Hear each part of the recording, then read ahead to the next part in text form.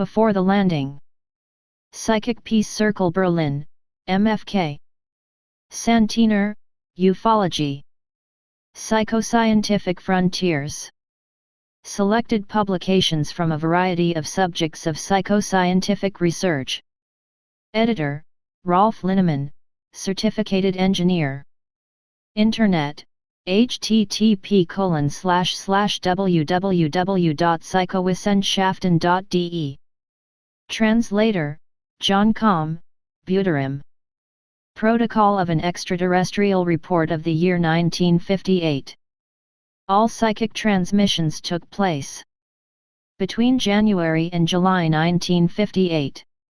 Title, Before the Landing. Contactee, Medialer Friedenskreis Berlin. Mediums, Uwe Speer and Manuela Speer. Messengers of Light, Arados, Argun. Santiner, Ashtar Sheran, Ashtar Sheran, C. Tunchinar. Preface by the publisher. In February 1996, I was able to ask a small Christian/spiritual working circle a few questions in regards of the activities of the Santiner. Here is an extract from that protocol. Question: It is puzzling why the Santiner behave so reservedly. This veil of secrecy has led to the situation that they are not taken serious enough. Is there not a danger that through their reservedness the Santiner will continue to lose credibility? With an increasing number of sightings, people would slowly show more interest and would also listen to the transmitted indoctrinations. Apart from that, it would give added support to all those helped by the explanations of the Santiner. How does the spiritual realm view this problem?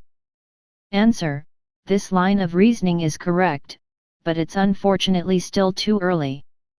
Many souls, people, wouldn't know what to do with it, or to put it a better way, we would trigger a lot of anxiety in many people. At the present situation, this action would come too soon, but it will come. Many souls are well on their way and ready to make their divine spark shine. But this still needs time and patience. People who are open and live in a divine manner have contact, either through sightings, in dreams, or through astral traveling. If you would remember everything, you would be astonished about the number of times you have had contact and have been taught and talked with your friends, the Santiner. Think about your inner voice. Turn within and listen. You, too, will discover yourself and many questions will become clear and simple. You and everybody else have your master and the answers within yourselves. Take time out for yourself. Question: Why doesn't the memory of it flow into my daytime consciousness after waking up? Answer: It serves your own protection. You would cope with the vibrations and the experience with great difficulty here on earth. The inner connection is there and you feel the presence of the Santiner too. Bad Salzuflen, July 1996. Preface, by Herbert Victor Speer, leader of the Medialen Friedenskreis Berlin. There are mediums who speak in a trance and it has been established that they are used as tools by the intelligences on the other side. These psychic tools of the higher powers create quite a sensation in many countries. But there are still a substantial number of doubters, and the representatives of academic knowledge always find sufficient explanations for this factuality, whose active state they place squarely at the ingenious, unilluminated, and unconscious subconscious. In spite of that, every practitioner will ridicule the absurd contortions of these illiterates of the psychosciences. The whole political misery of our earth stems from this unbelievable and simply inexplicable attitude of those exponents of academic laureateship. The mediums of the Medialer Friedenskreis Berlin are two young people aged 22, respectively 24 years. Both of them have a decent lob and, like any other social member of the public, do their best. They place their psychic ability without remuneration at the disposal of the Friedenskreis and sacrifice their spare time for this task. These mediums are not in a state of trance of any kind. During these public meetings, there were always guests from intellectual circles, photographers, and journalists present. These mediums proved their extraordinary abilities again and again. 4. Tunatelli, any outsiders can't even get an impression of the overpowering persuasion of other worldly forces. The training was conducted through guidance and instructions by entities from the other side. It lasted 5 to 7 years. The prerequisite for this was great humility and a positive resolve for the common advancement of one's fellow human beings. The messengers of light as well as the astral UFO occupants prove with their exceptional individuality and their supernatural knowledge about subjects yet unknown to us, their absolute existence. If an open-minded reader considers all these answers and indoctrinations free of prejudice, he must accept the fact that it would be utterly impossible for a young person with limited experience of life to write with rapid speed and astonishing dexterity these kinds of answers. Sometimes reading aloud is problematic, as the writing is quite often, due to the high speed, very squiggly, and all the words are written so they connect with each other. As further definite proof is the fact that both mediums, independently from one another, continue the same theme whereby the graphical characteristics and the personality of the messenger of light or UFO occupant remains intact and can be recognized immediately. It is in the long run not possible to dispute the facts about an invisible world, where intelligent people live. 3. The UFO occupants fill the gaps, which have been a hindrance for us in this respect. Spiritualism is the bridge to universal peace. Herbert Victor Speer. Words of introduction by Ashtar Sheran. These angelic beings delivered golden words that come from unimaginable distances in the form of revelations, and they are directed at this human race on a planet of development called Earth, and I ask in Almighty God to protect and to promote them. Ashtar Sheran, Commander-in-Chief, UFO Flotilla Action Venus. Organizational schematics of the Interplanetary Organization. Spiritual domain. Physical domain. Messengers of light and hierarchy of angels. Action. Metharia. Home planet. Action. Mars. Action. Venus. Action. Saturn. Action. Jupiter.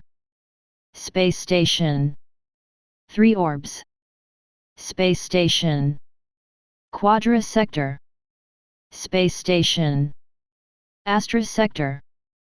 Moon. Evacuated. 4.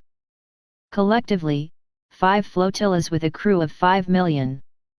Armament, ultrasound, artificial heat and coldness, electromagnetic superenergy. Defense, speed, dematerialization, force fields. Prime mover, gravitational photons and levitation rays. In majorum Dei gloriam. Truth shall make you free. But mankind of this earth defends the errors with bombs and cannons. Truth is the effort to gain insight into eternal life, and not the effort for terrestrial death. Those that seek God call to the Messiah. Your Messiah is the totally authorized trustee, instated by God. His name is Jesuschrist. He called on messengers of light and helpers from other stars to announce the truth to this human race, so that the mistakes the anti-spirit stoked and defended can be eradicated. With every day and every hour, the higher powers from other dimensions and spheres concentrate on this planet, without restricting the freedom bestowed by God. If you come across a dead body, you cannot have a conversation with it or ask of it to perform deeds. If you come across a living body, it demonstrates intelligence and is qualified to plan and act creatively. In both cases, the body is visible and perceptible. But the intelligence is invisible, only. Its expression is perceptible. It has either contact with the body or it has regained its independence. Who would dare to doubt that either one is present? Spaceships. Universal Space Police. Spaceships, motherships. Vimanas, remote-controlled discs. Transport, supply, surveillance and atmospheric cleansing.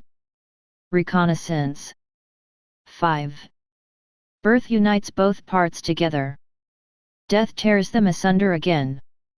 And God reigns over everything. Attention! Attention! Citizens of Earth! We are messengers from other stars and have the mission to make contact with you. We have arranged many contact sites. Concentrate on our message, because it signifies your future existence. It is more important than anything else on your star. Write down our messages immediately. We appeal to you to participate in a universal peace, a peace across all frontiers, a peace between brothers, between sisters, between stars, and a peace between God and all human beings throughout the universe. You don't take psychic contacts serious enough. It represent contact with an unimaginable higher world. You don't take these words serious, they could provide you with magnificent prosperity. We are in constant contact with this higher world and have been invoked for years to bring you help. Millions of pitiable people languish in bondage and are at the end of their tether. They despair on this earth is unimaginable for the mental capacity of one person. We bring you message after message and cry with the despondent. We are not in a position to visit you daily in our astral aspect and to speak to you or write to you personally. We come from another star and are of a different physical solidness, which hinders us very much from spending longer periods of time with you. We have to make extensive use of our spiritual potential to communicate with you. For this reason, I'm a mediator who understands your language to some degree and I will serve you as an interpreter. My name is irrelevant, as it wouldn't mean anything to you. But my position in the service of a powerfully organized and serious mission is my validation. I'm a living member of a human ity that can't be counted in numbers and of which most have found the connection with the Al mightiness. We know that many of you ridicule our existence, but we also know that to ridicule something is the strongest weapon of all ungodly elements. Frivolousness has always been the ruin of even the greatest and most powerful spirits. Your frivolousness, which expresses itself in mockery and derision against all higher concepts and truths, will be your downfall. But from this downfall a new golden age will rise. When too old collapses, the new will triumph. Many scientists, technicians, politicians, doctors, and other academics of this earth have accurate knowledge about our efforts, but they do not have the courage to support this fact and to confess that they are fully convinced that we exist. 6. He who discerns the truth is under obligation to God to uphold this truth. He who is afraid of his environment and therefore conceals the truth, confesses to cowardice. But this cowardice is the enemy of all truths. Cowardice governs your whole world.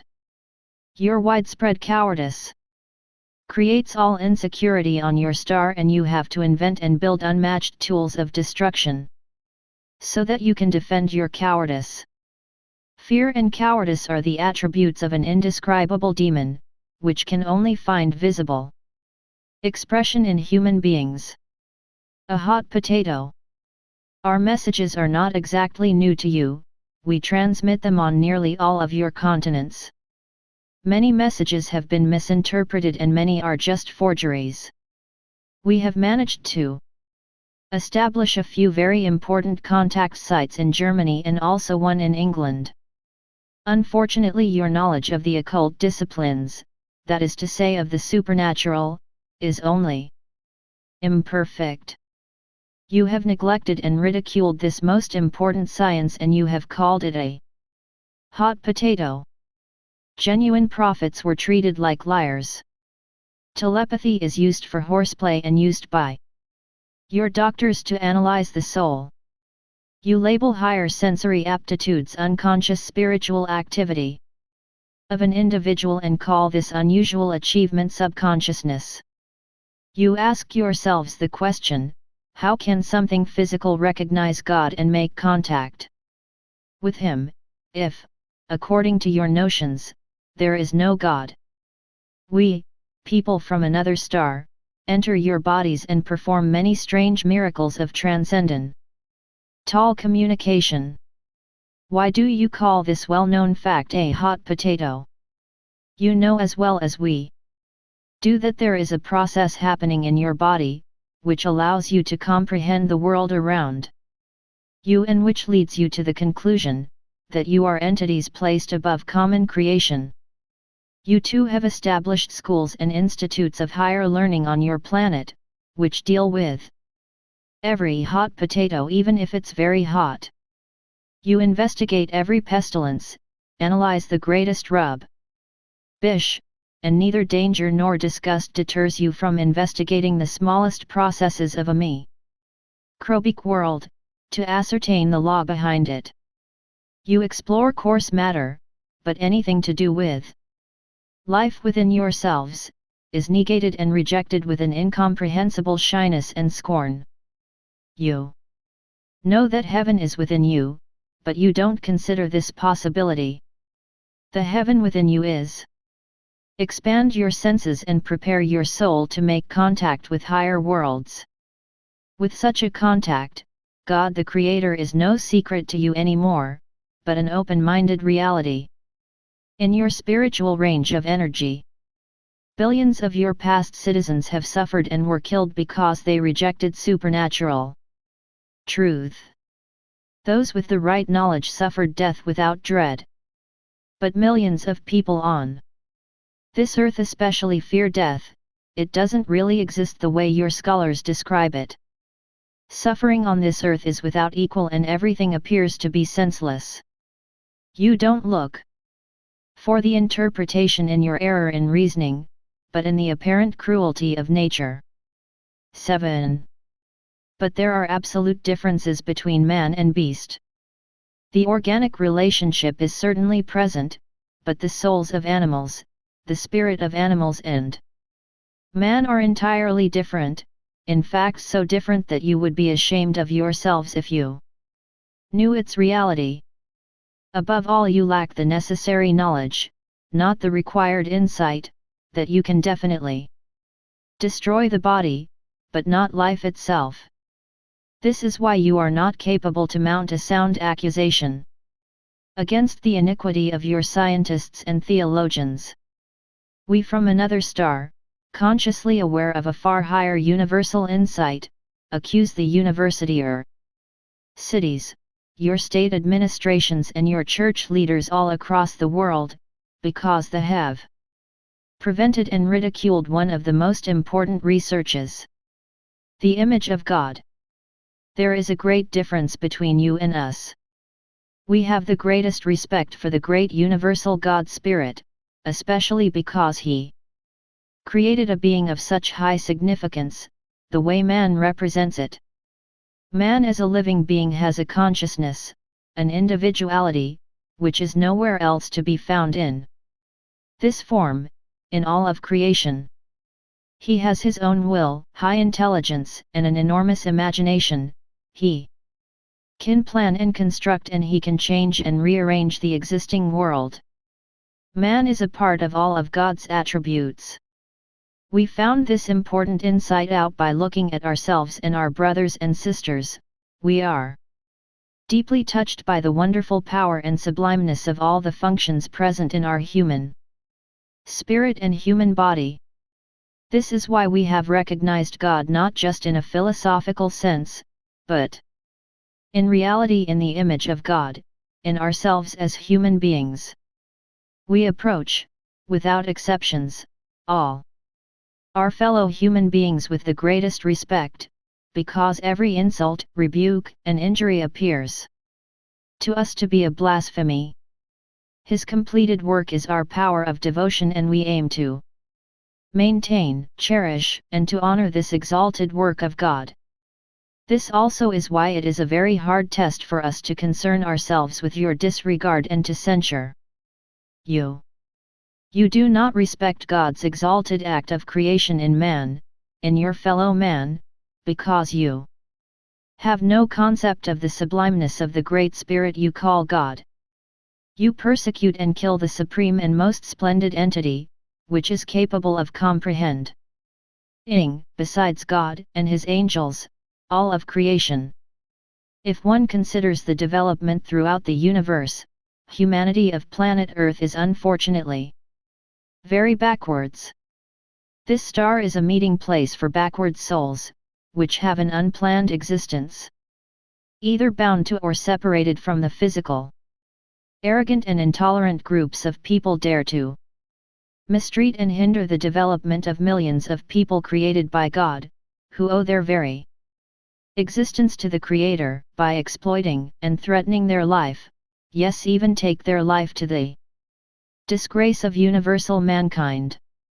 8. Murder is the greatest theft, and if it happens in great numbers, we consider this misdemeanor a superlative robbery of the property of God.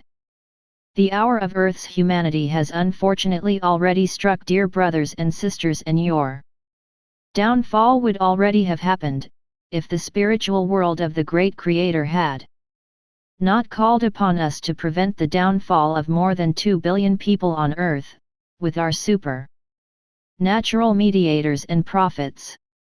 Not because there is an acute danger that this star might start to change its molecular structure, but because the atmosphere is totally contaminated by rays which are completely unknown to you, so that later generations will neither be born healthy nor be able to grow.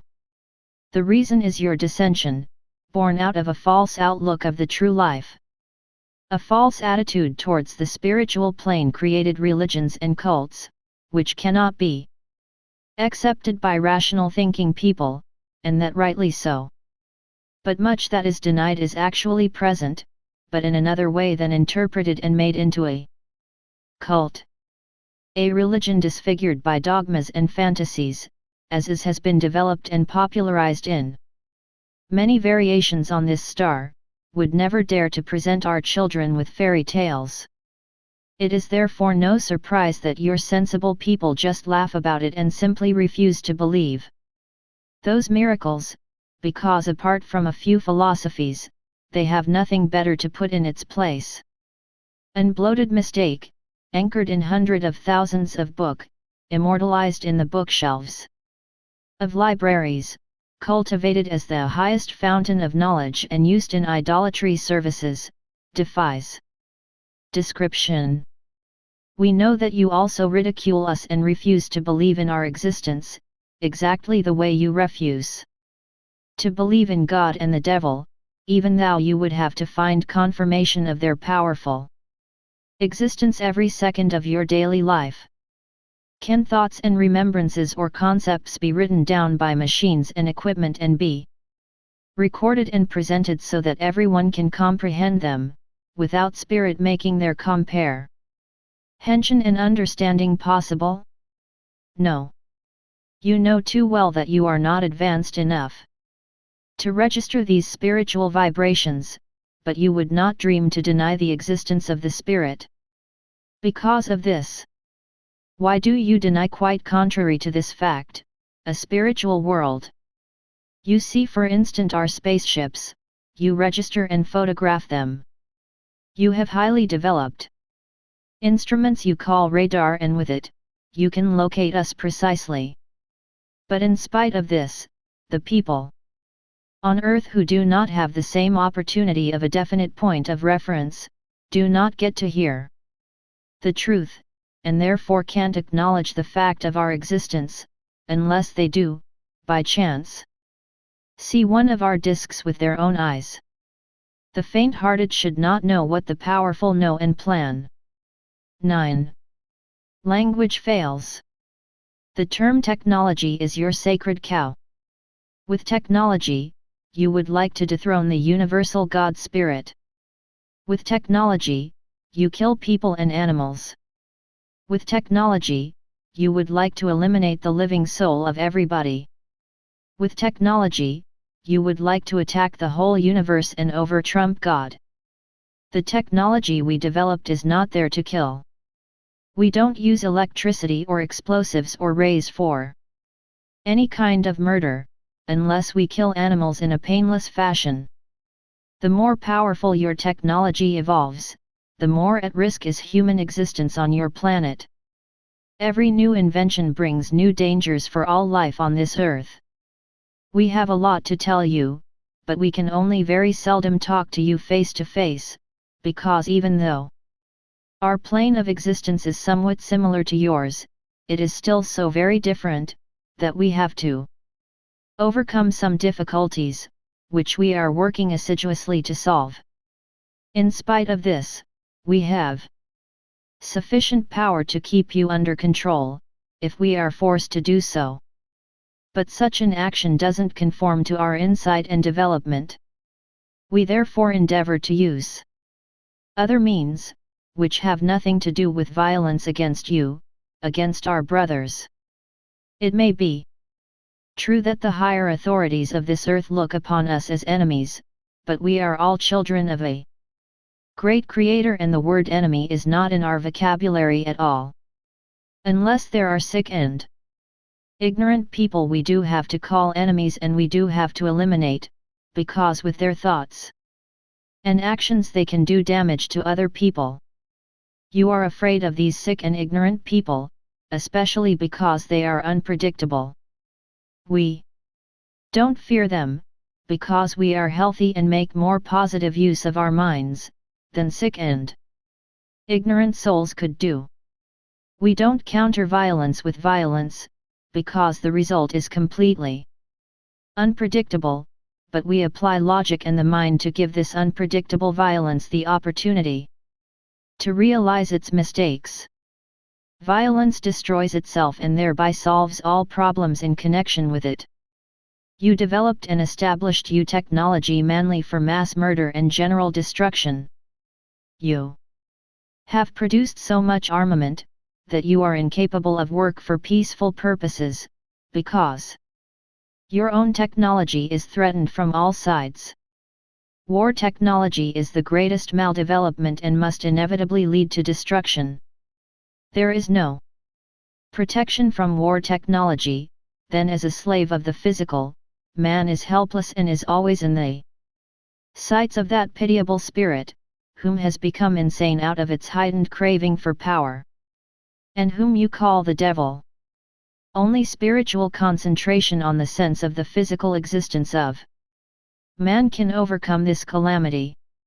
We would like to help you do this, but you don't expect this kind of help from us, but you expect a help that enhances your technology and make it even more powerful, even more dangerous for man. Kind on earth already suffering enormously. 10. We would never do this, because we don't want to be accessories after the fact. We are not inclined to transmit technological data to you, which could strengthen, in any possible way, your power over life and death over your fellow human beings. But we are however prepared to transmit to you higher insights, especially on a spiritual, respectively religious or occult, that is to say, magic level, if we see that you are willing to accept our indoctrinations. Unfortunately, language always represents a huge hindrance with all of these doctrines. We are therefore forced to communicate with you in a very primitive manner. We have to use your and not our vocabulary. But your entire vocabulary is insufficient and mixed with superfluous concepts. You do have a lot of different languages and dialects, but what is the advantage in that? You have a large repertoire of expressions and designation, and this is still not enough to explain the glorious and at the same time spiritual creation with all its important functions.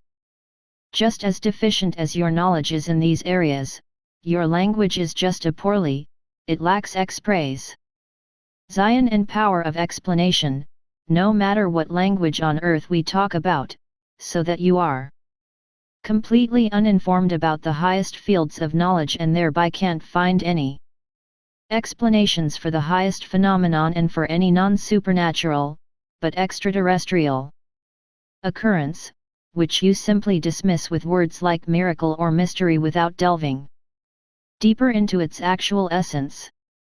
This fact hampers our mission exceedingly, as we don't want to serve you with childish phrases.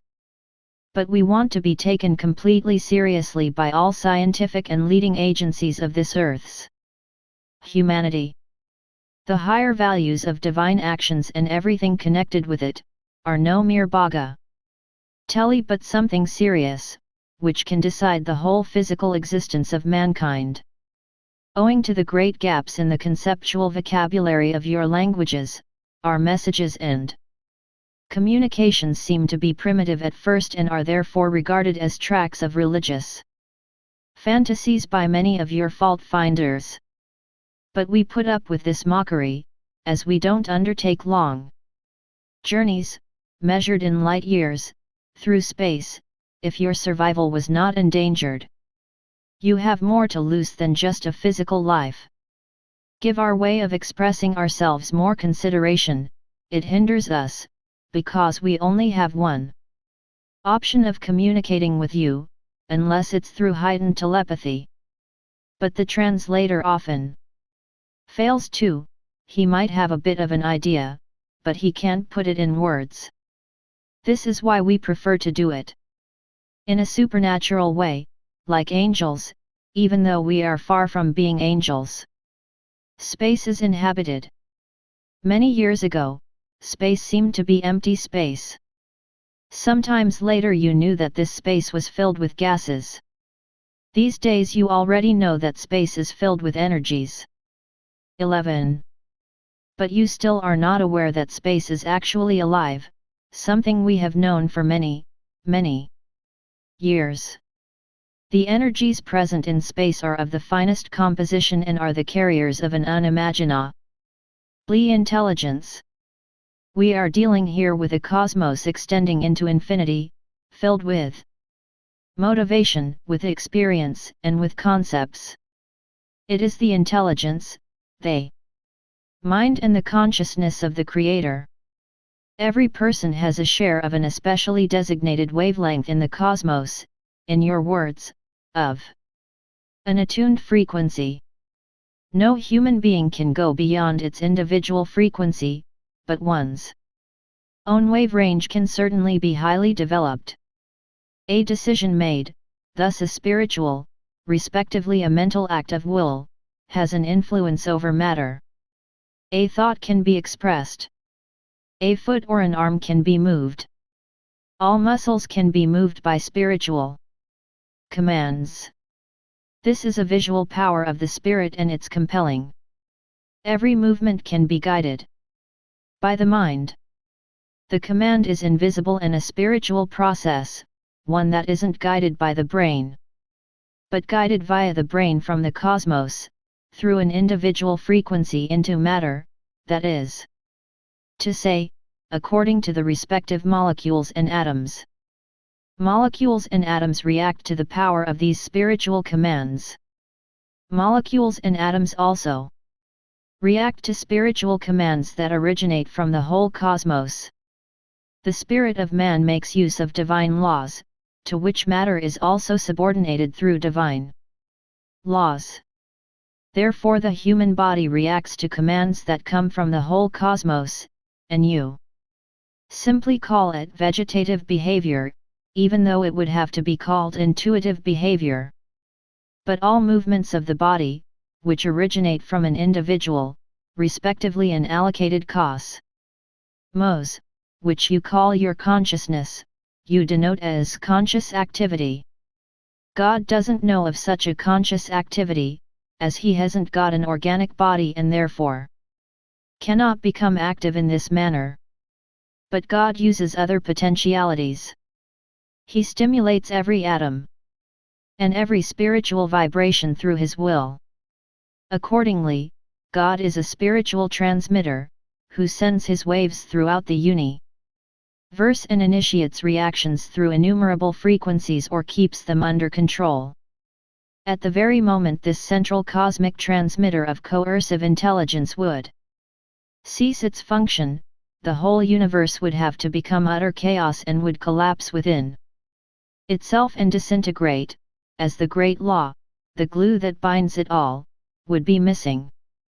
Man can't disturb this transmitter or stop it from functioning. He can only disturb certain areas, which are supplied by the transmitter. God has virtually the master key to all rooms. Even if the single room's called man has its own key, it doesn't fit any other room. The great universal spirit God has access to all the memory of a person, if he uses his master key to the cosmos. It is at least some worldly progress that you recognize thought transference, telepathy. Therefore, thoughts must race through space invisibly. They move as delicate waves through the cosmos, but they don't emanate from the brain, but from the transcendental soul. 12. The thoughts of God also race through space, but not everyone has gone to the trouble to expand their range of reception to such an extent that he can receive these waves, but it would certainly be possible for everybody. We, the inhabitants of UFOs, have developed these abilities greatly through exercise and receive our best inspirations from the high wavelength of the thoughts of the genial Creator. And it was only through this that we could build our spaceships.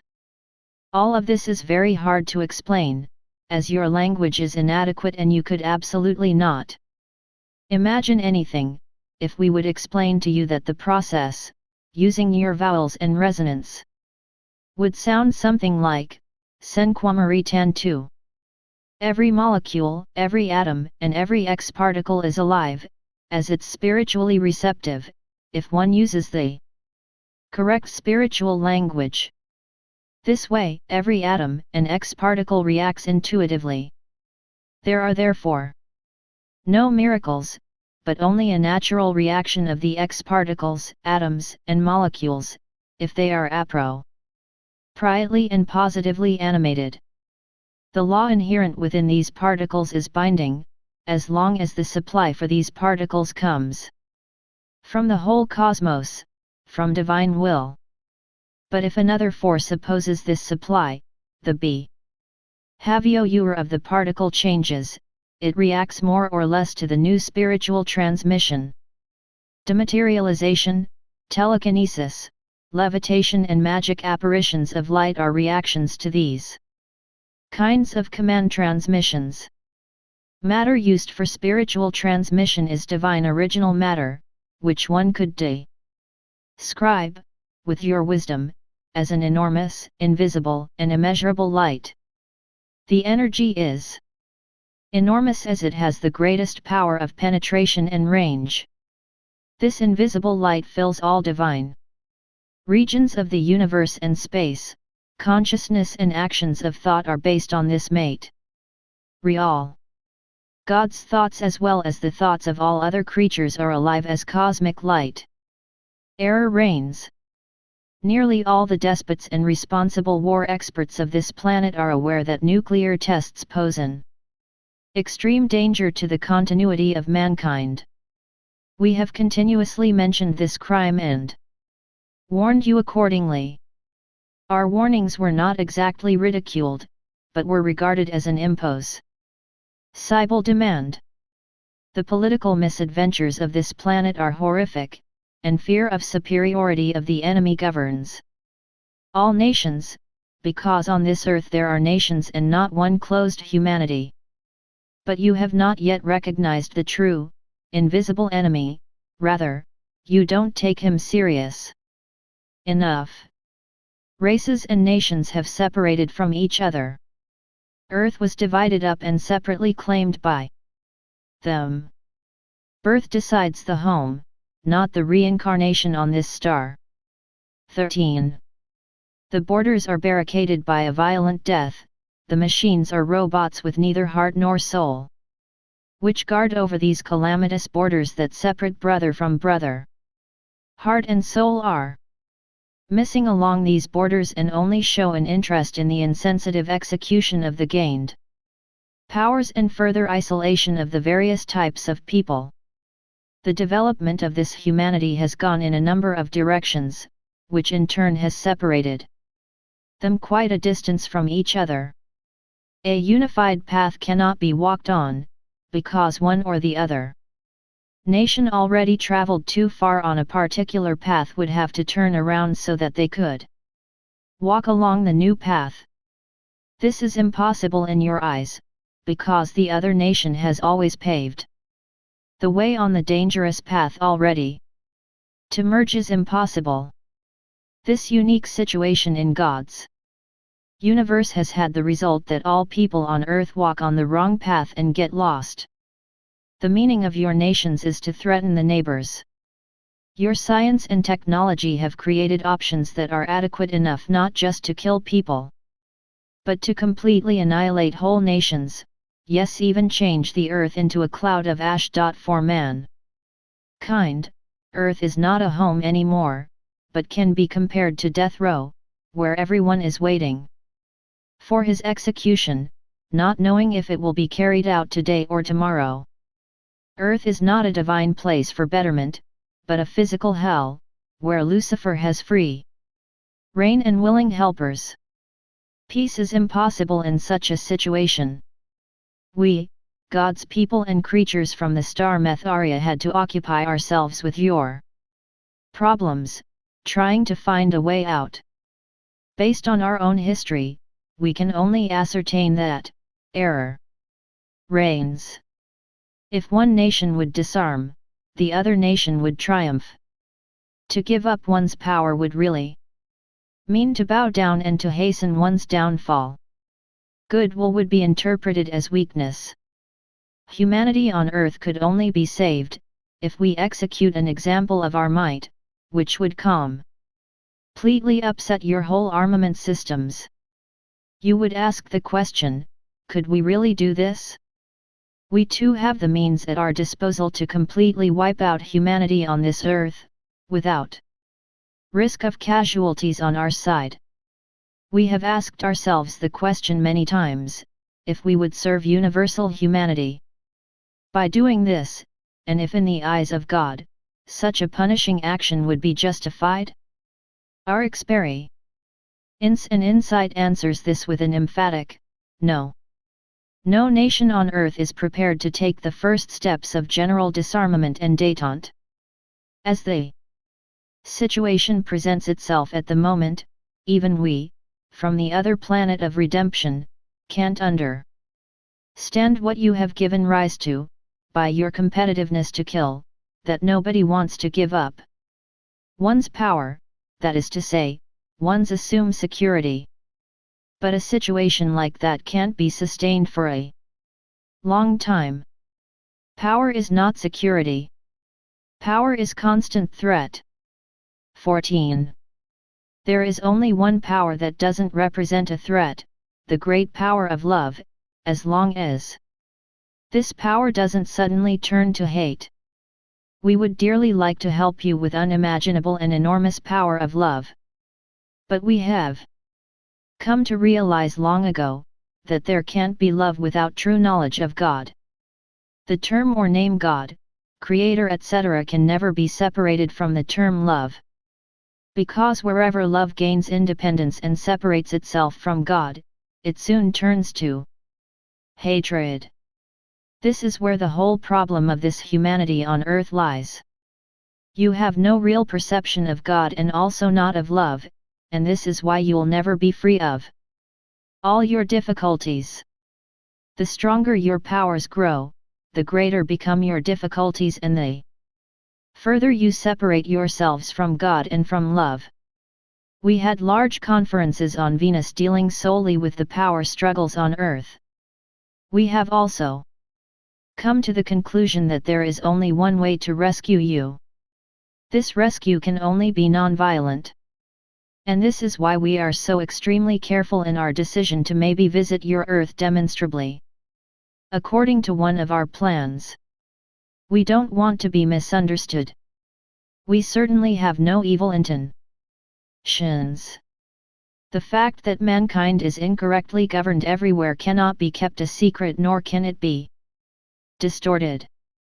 You might show surprise, but you know this already. You will ask us the question, where is one incorrectly governed? I say to you as a mediator between you and the people from other stars, everyone is incorrectly governed everywhere on Earth. This is not intended to be a call to arms for a world revolution. Revolt has always had the same negative results as war. Wherever carnage takes place, injustice reigns anyway. It's not the idea that does the fighting all the time, but sin. War is anger that would like to appease itself through destruction. But as you are not willing or able to give up your lust for war and to mutually apply yourselves to progress, you must disarm something else. Don't be horrified about what I'm going to recommend to you by order of a divinely aligned humanity. Disarm your false religion. This doesn't imply that one should separate from God or from the trustee of this earth, Jesus Christ, nor from Buddha or other great founders of religion. But you are lacking the elemental knowledge about creation, about the spiritual and physical life of man, and this applies also to your fathers of the church and your preachers. Our religion is not about the investigation into God's existence, but in close association with all existing human souls, whether they're to be found in a visible or invisible, in this or that sphere, on this or another plane of vibration. Religion means the veneration of God in living man. 15. You don't have the prerequisites for the disarmament of your terrible tools of destruction anymore. But you do have the power and the prerequisites to disarm, to simplify, and to verify your more or less fantastic religions so that everybody can understand the truth. If you go along the road of organized world peace, then the disarmament of all misanthropic installations and machines will follow immediately. One of the brutal governments on your earth has recognized that earthly religion instigates pronounced harm and is therefore on their list of banned institutions. But the same government didn't just distance itself from false priesthood, but at the same time rejected the golden granule called truth. The hatred of past mistakes has unfortunately led to spiritual blindness. After all, God is not approach states presidents, unless the people come to him. But we come as missionaries of space religion and bring you knowledge of eternal life and an existence in the realm of God, which encompasses innumerable stars. Wayfarers of this earth, do not turn into blind and crippled beggars, then the mighty of your planet's humanity will be small, when they realize that they haven't passed their test on earth. Many of you want the same as the major antagonist of God wants, namely to make people the brother, sick and to destroy him, body and soul. You call every elemental spirit devil or Lucifer. What shall I call those brothers and sisters on earth, which do exactly the same? Your force is directed against innocent nations, against those who toil arduously and have no say in matters of life and death. Your force, concentrated in your state administrations, has the power to eradicate false doctrines. The disarmament of false doctrine and prophets, that is to say, dangerous errors, is your highest duty of state. It demands faithfulness to absolute truth, which represents a duty to the great Creator of the universe and everything that exists. You already know the real truths, but they are ridiculed or quashed as hypothetical nonsense. People with a negative attitude in fine and meaningful positions repeatedly come up with new and fishy excuses, to twist, to minimize or to destroy these truths. Fishy excuses can sound very intelligent indeed, and lies too can sound highly logical. The application of high intelligence doesn't necessarily have to be positive, it doesn't have to strike at the heart of the truth. In your case, high intelligence is at work to discredit the highest concepts of existence and to bring about inescapable chaos, because this intelligence is misused by high, but negative spiritual powers of the cosmos. The truth towering above all political objectives is as follows. There exists a spiritual power, which is the bearer of an unimaginable thinking intelligence, whose willpower can decisively influence everything in existence. In the English language, this power is called God. All mankinds throughout the universe are made out of the same substance, the same light, as the universal spirit, and are therefore divine. Mankind is not an anomaly, restricted only to this earth, but distributed throughout the universe. The levels of development are different and adapted to the firmness of the respective physicality. 16.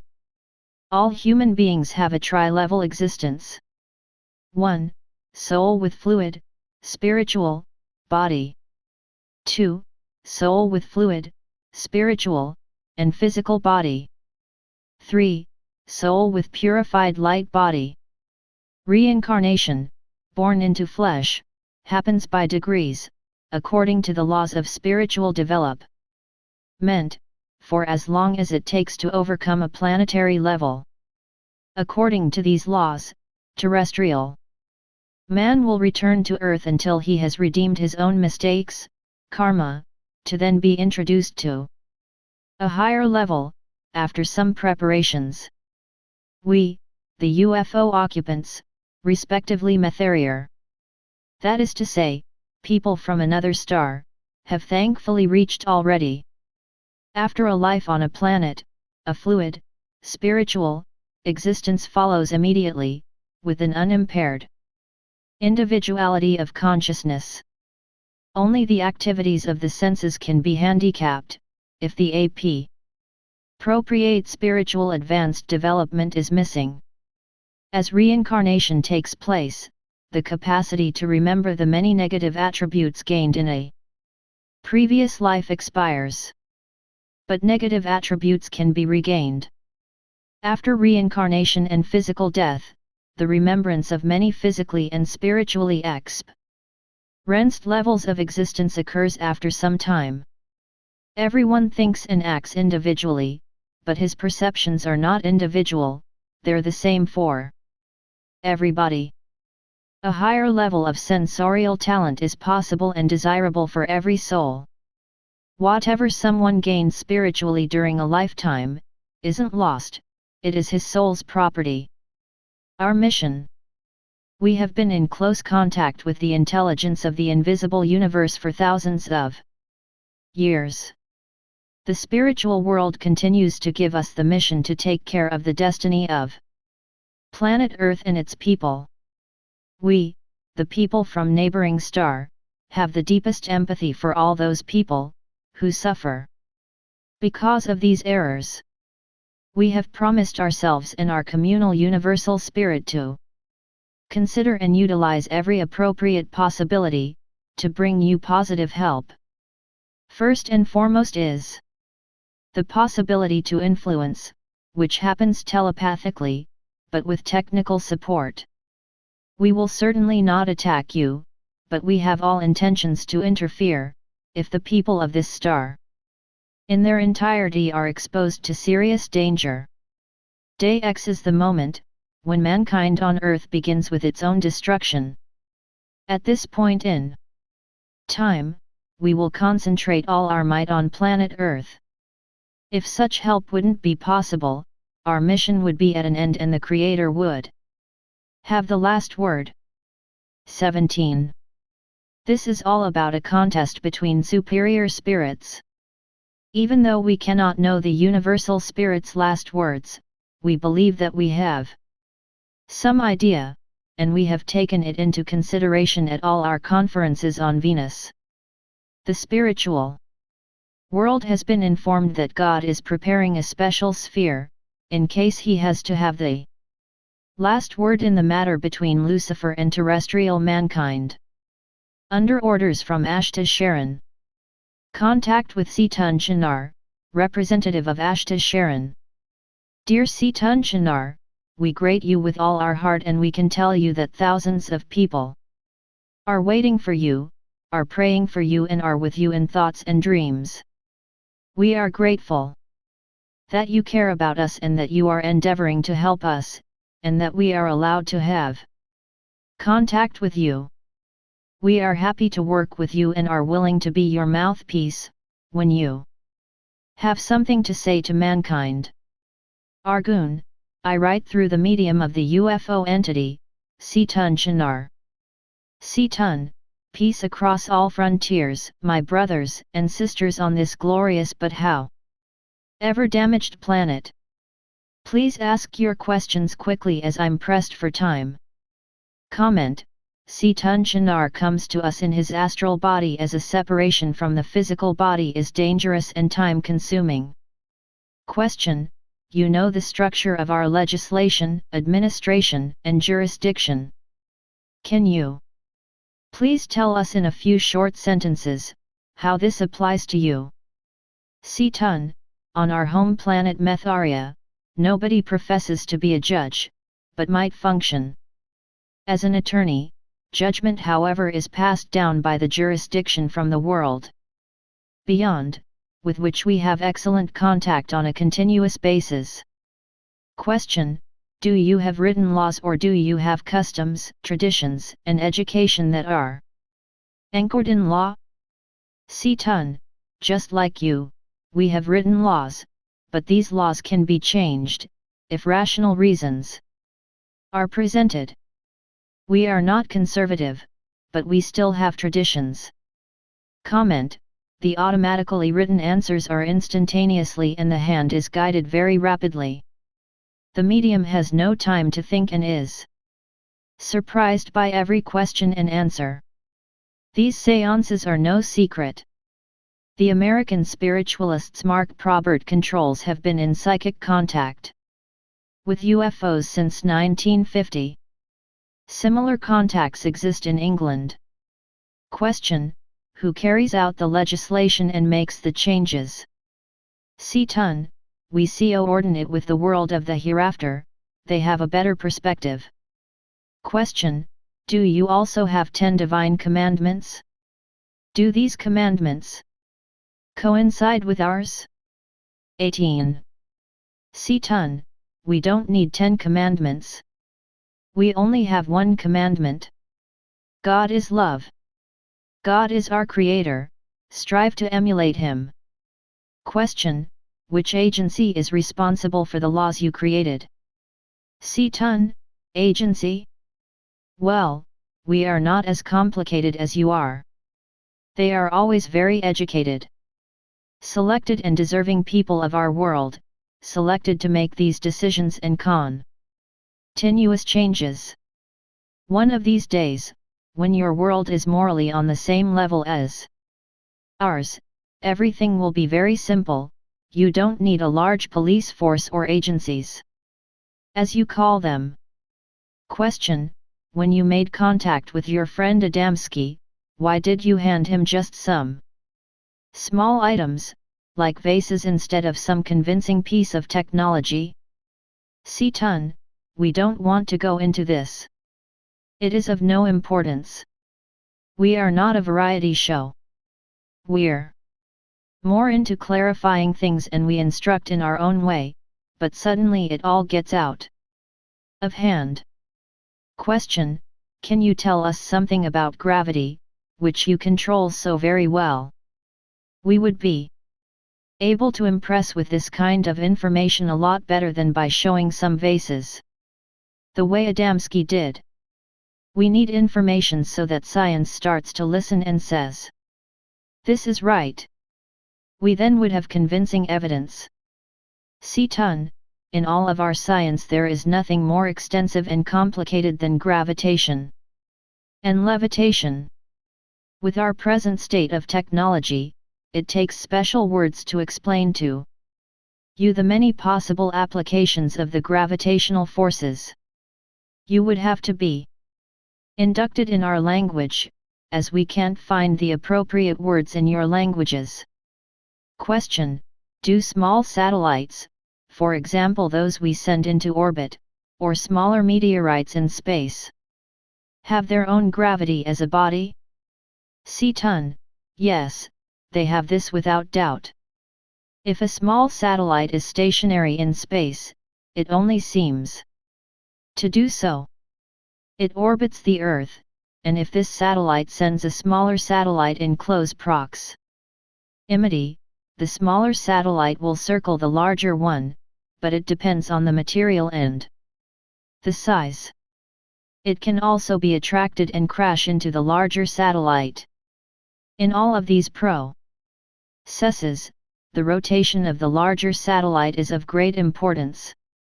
Question: if we send a rocket to the moon for instance, can it attract smaller fragments from space, which could maybe circle it and then crash into it?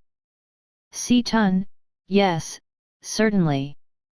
Question: in a case like that, do the fragments penetrate or circle the rocket? C-ton: it depends on the way these fragments approach the rocket, whether they just graze the rocket or are on a direct collision course. It also depends on the material the rocket is made of. One can construct a rocket in a way that it would repel meteors. Question: are your experiences with rockets already behind you? 19. C-ton: for certain. This is way in our past. It was an incorrect and expensive way. Question: can you tell us something about our rocket research, respectively? What were your conclusions about your own trials?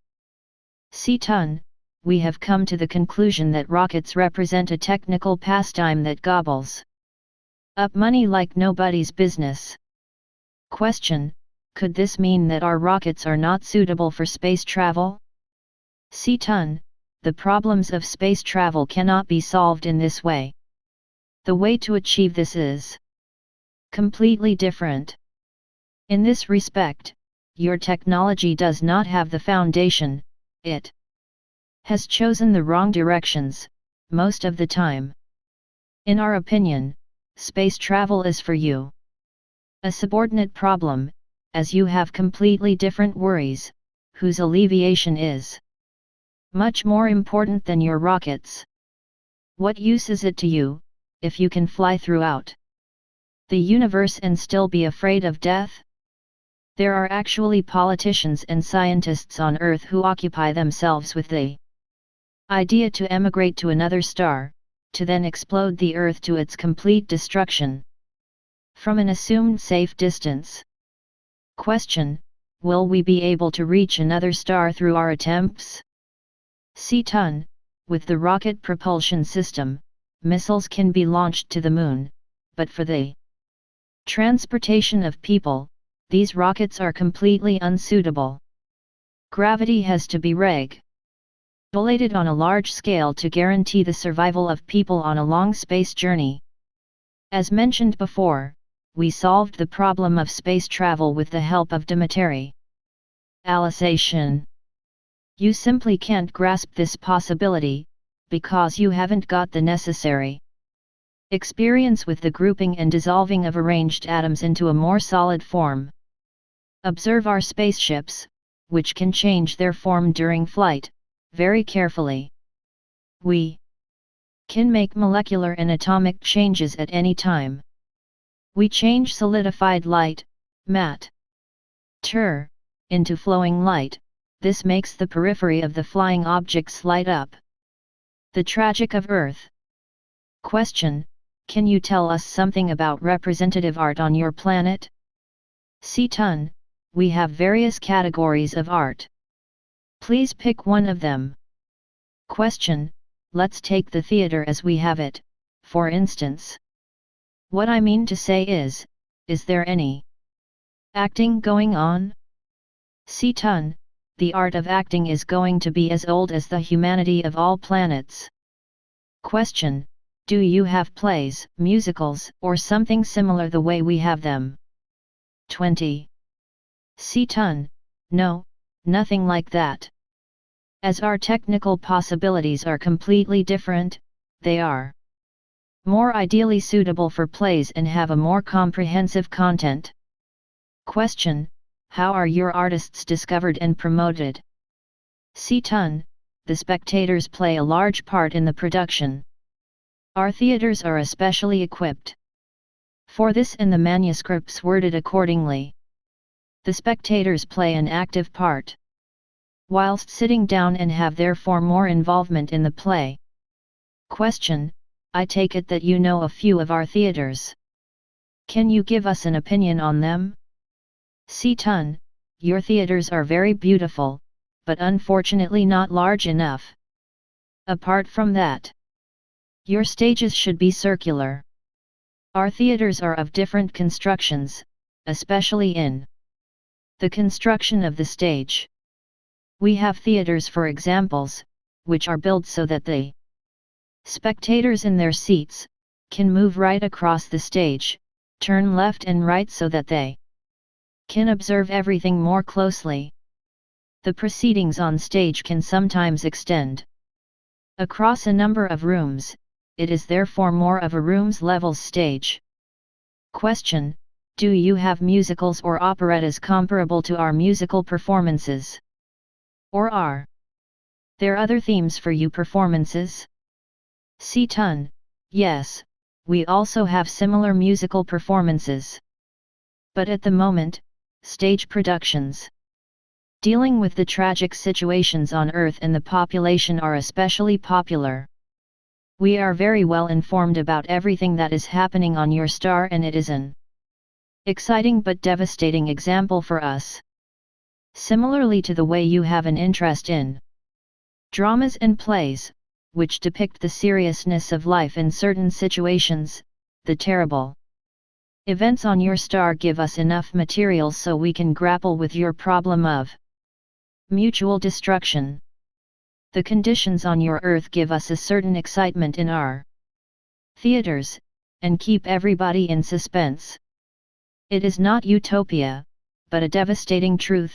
Even if it is on another star, we show a lot of interest in. Comment: it is really distressing to hear from the Space Brothers that mankind provides the themes for the great theater tragedies played on the stages of other planets, to capture the imagination of the spectators. People from Earth, where is your sense of shame, exposed like that to the universe of God? Question: what is the sense, the object, and the aim of your acting? C-Ton: first and foremost as entertainment, but also as art, and above all, as indoctrination. Question: are there any public dance events your planet? C-Ton: God arranged it very peculiarly. There are two-legged, intelligent entities, that is to say, people, born on different planets, and they quite often don't know about one another, but there still are a lot of parallels. As an example, we like to dance just as much as you have liked to dance for eons of time. But our dance remains within the boundaries of 21. Harmony. There are no ecstasies or senseless throwing around of limbs, which nearly border on lunacy, as it happens with you.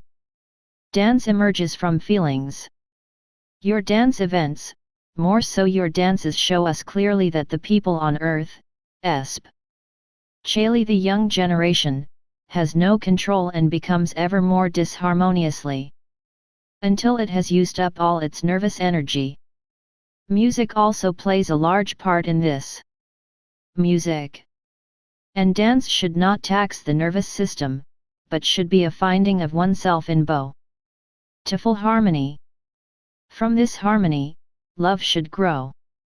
But how can love and harmony grow from your dance concerts and your physical exertions? You don't look at the deeper meaning of such pleasures, you're only after money and crazy sensations. By continuously looking for something new, you disfigure and mangle in a terrible way everything old that was still in tune with harmony and love.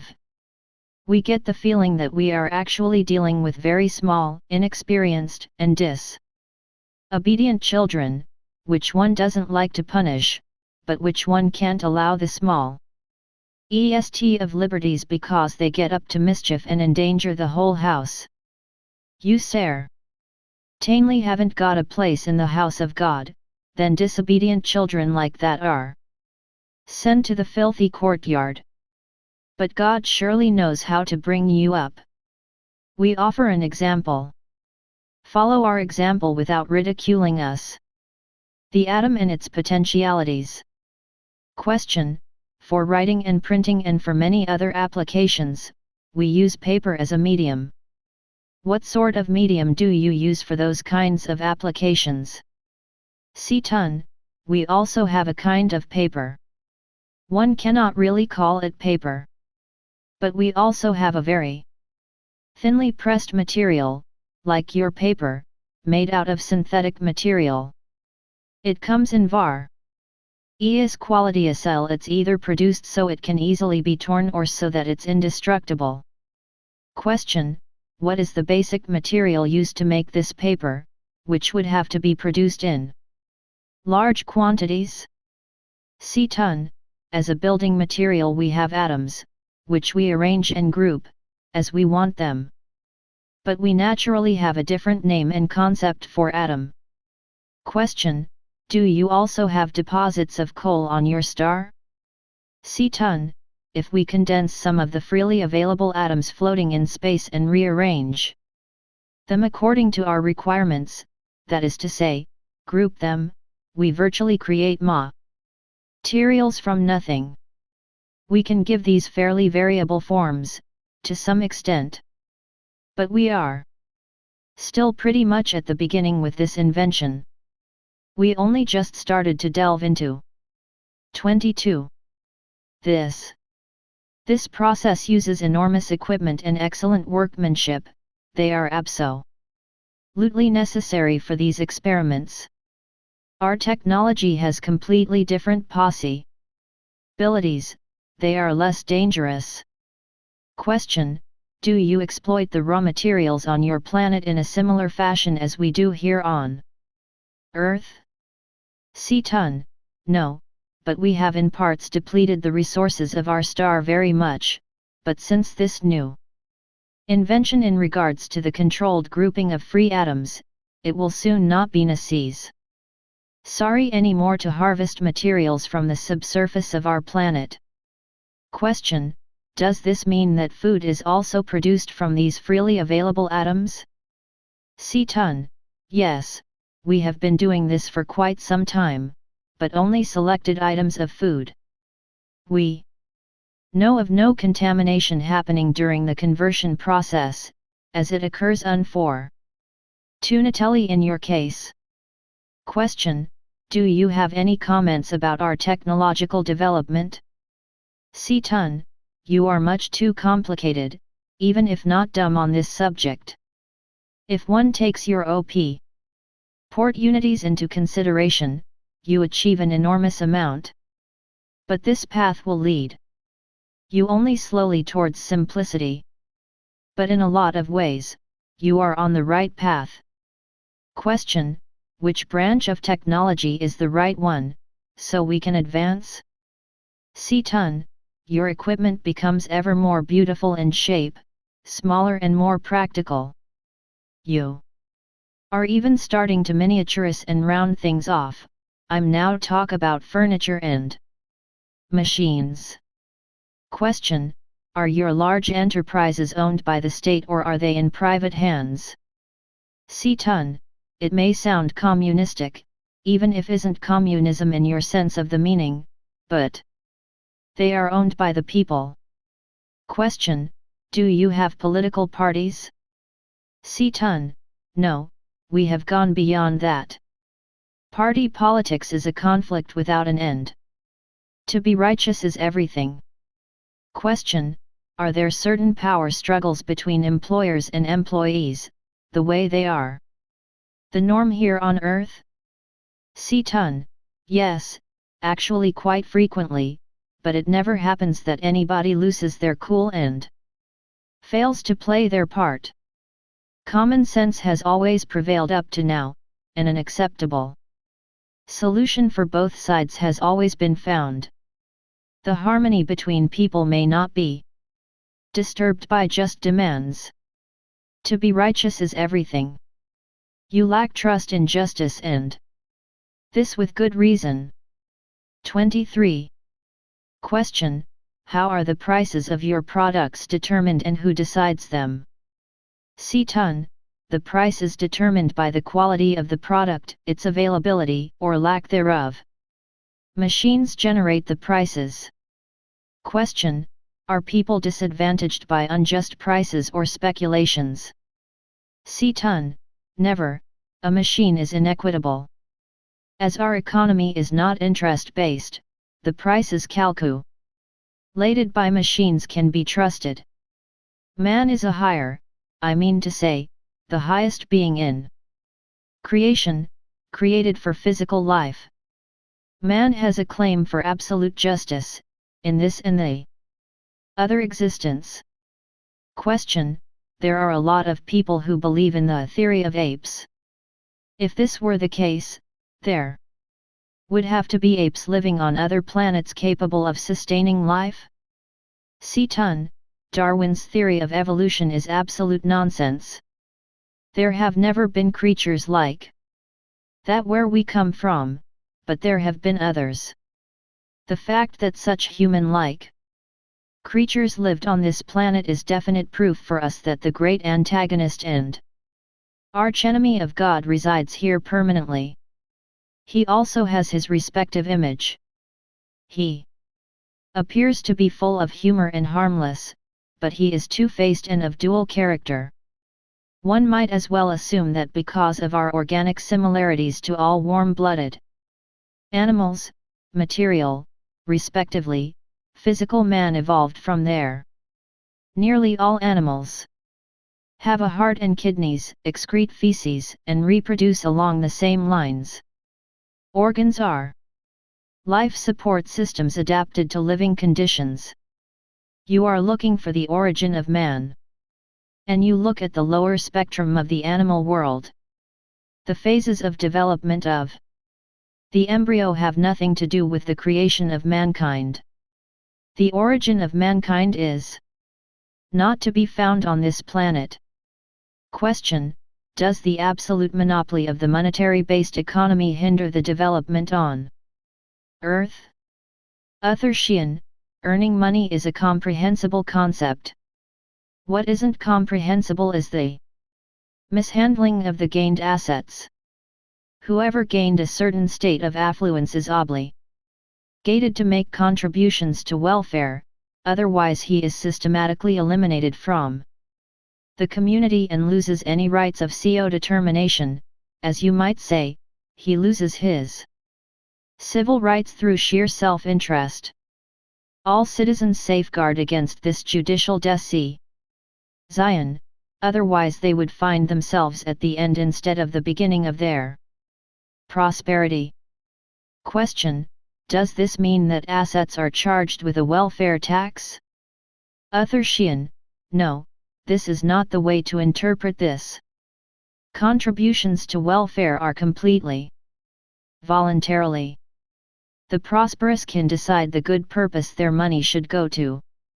He donates it freely, but is still obligated to do so if he wants to exist and be respected as a human being within the community. 24. When Doubt Creeps In, by H.V. Spear. The reader might have asked the question, where from and how these messages from our space brothers came to us. The messages are psychic, but unfortunately only very few people know the great importance of the word psychic. Even a respected scientist will only accept the things his mind understands, in what he believes and what his own experience teaches him, or what can be impeccably repeated in an experiment. But if the respected scientist is incorrectly informed and under no circumstance wants to believe in God, and if he is of a contradictory nature and hasn't been able to gain any experiences of his own in the psychic, paranormal field, how can he make comments about supernatural possibilities or facts bordering on miracles? They actually are miracles, which are happening outside of all our known laws. Occultism has to fight against these sorts of difficulties. The Christian Church never overcame these difficulties. Well-known psychologists have always preferred to place anything supernatural down to the sub-conscience of man. The fault with this is that this consciousness in man, respectively in the physical, visual man is made of, is assumed to be there. But we shouldn't forget that radio waves, as carriers and transmitters of many broadcasts, pass right through the body, without leaving a visible trace. Therefore the human organism is just a guided, remotely controlled tool, where the central control is not located in the brain, but outside the physical. The brain with all its neural connections functions only as a relay and interactive organ to the whole body. The soul as the actual perceptual organ is cosmic and receives its vitality from the cosmos. Why does an amputee still feel his lost limbs? Phantom pains, it is inconceivable to him at first that he should have lost a limb, as he didn't register a change. This important realization has been recorded very extensively in literature. There might be a few errors present, but the fact that there is life after death is not affected by these mistakes. Experiences in the field of the paranormal confirm almost all of these conclusions. It is not the exercise of these messages to give instructions about the supernatural abilities of man. There are enough specialized journals available. What is of importance is that these messages from UFOs have come to us through the astral mode. There are very young, uninfluenced but well experienced people at our disposal, to bring you these messages. They are honorary mediators, which are capable of complete separating from their own resolve, so they can be utilized by invisible intelligences. It is of the utmost importance to deal with this problem, as herein lays the actual source of the truth. Because of the previously mentioned reasons, the Review, a magazine issued in Munich, in its 30th edition from the 26th of July, 1958, thought it important enough to produce a special pictorial edition about the establishment of these UFO messages by both mediums of the Medialer Friedenskreis, Berlin. This report is titled, Monica Spear Talks to Space. 25. Many of the readers of these UFO messages know that both mediums are absolutely trustworthy. Their psychic ability is not questioned.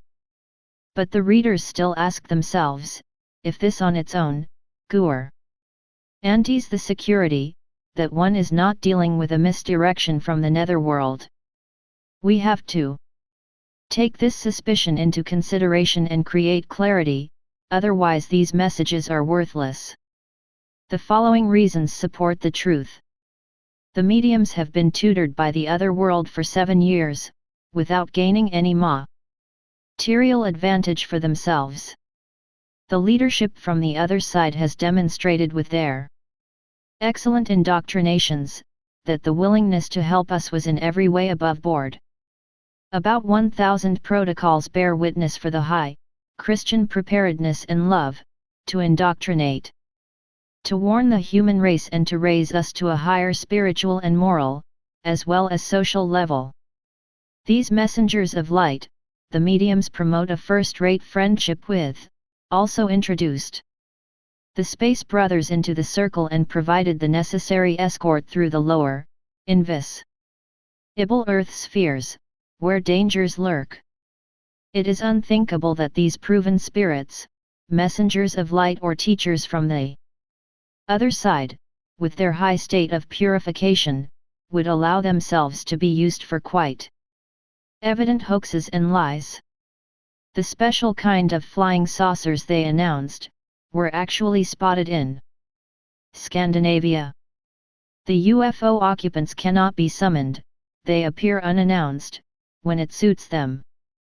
The pressure applied during automatic writing varies. The UFO occupants have different graphical characteristics and guide the hand in a dissimilar fashion than the spirits. Whoever would like to know more about the UFO occupants, should read the 3 highly interesting factual reports, Nicht von dieser Erde, Not from This Earth, Part 1-4, published by her. Bert Victor Speer. These reports include a number of psychically drawn pictures by the Messenger of Light, John Sheridan. The medium was Huey Speer. The Way of Angels. We people from far-off worlds know that your spiritual guardians deal with our existence and hold the belief that we are angels. One thing is for certain, our forefathers have visited you ages ago.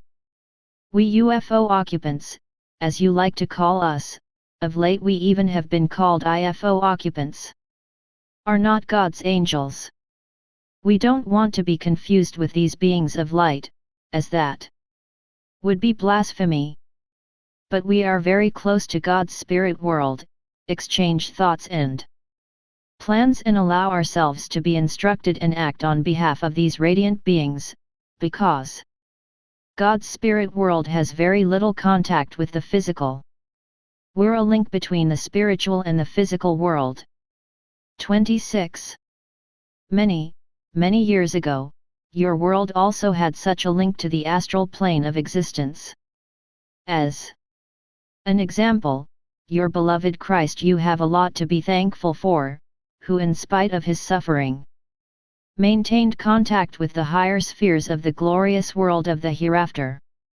In spite of many warnings, the people on earth have continuously allowed themselves to be duped by the visible world. True happiness isn't found in physical, but in spiritual possessions. One of them decomposes while the other continues. You look at things from your perspective and are continuously deceived, especially by your inverted measurement of time. Many think it unnecessary to bother with spiritual treasures, because they're hooked on mockery, but you risk your physical life for material possessions. Your poor spiritual attitude brought forth many incurable diseases. Earth's citizens also believe that they do not have enough time, so they amass and own things. Above all, they want to take advantage of all their abilities gained on Earth as quickly as possible, and their thoughts and actions end up being superficial. We UFO occupants, we're actually called Metharians, know very precisely that time is endless, divided into separate sections of development, and we can never lose our acquired abilities. Nor can we miss out on something someone has achieved before us. The highest ability and the highest knowledge are on a very specific level of our existence. This is our insight.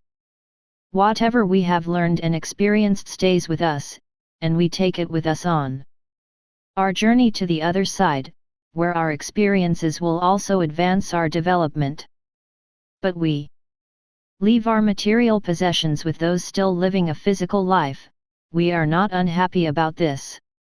And we also do not grieve over our departed ones, because we know with absolute certainty that they continue to exist in another land, but are still connected with us. If it were different, the whole creation of God would be senseless and a waste of time and effort.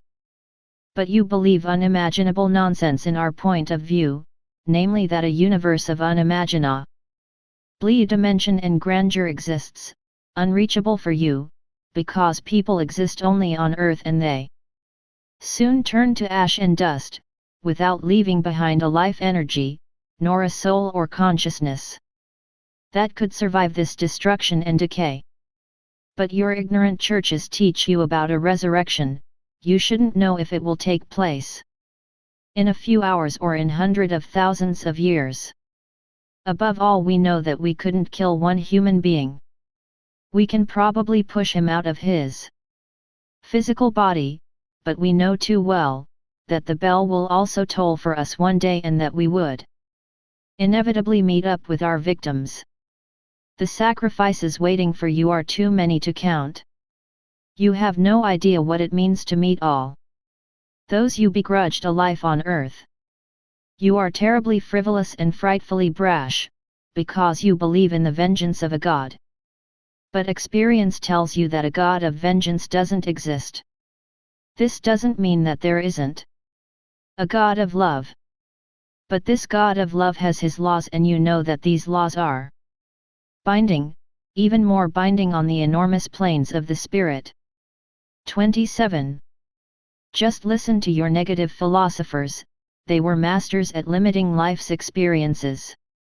Therefore, listen to them, if you want to blaspheme God and his helpers.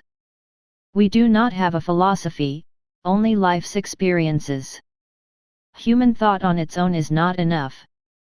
There are people amongst you who have found their way back to God, and they feel this brilliant connection that pulls the veil from their eyes. They warn you in his name, but you don't believe them, because this planet is a star of falsehood, where all fallen spirits mess about. Humankind on earth is our patient, and a very impatient and vicious one at that, who doesn't want to take the prescribed medicine, because it's a bitter pill to swallow. He doesn't want to follow the diet we recommend. But the thermometer indicates a maleficent fever. One expects our arrival today or tomorrow, as a belligerent army of soldiers who have to carry out a great invasion on day X. One expects us as if our world was made from the same substance as yours. Well, it doesn't work like that. We would certainly be in a position to surprise you like that.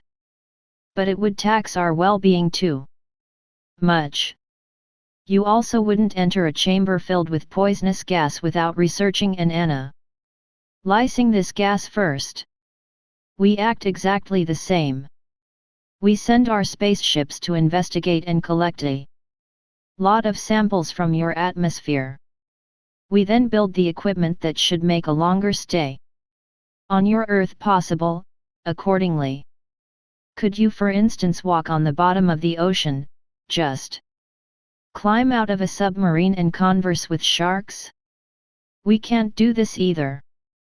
This is why we stay in our large spaceships in space and only send our small shuttlecraft down into Earth's atmosphere. I said that we couldn't even talk on a personal level, as it would be like a conversation held under water.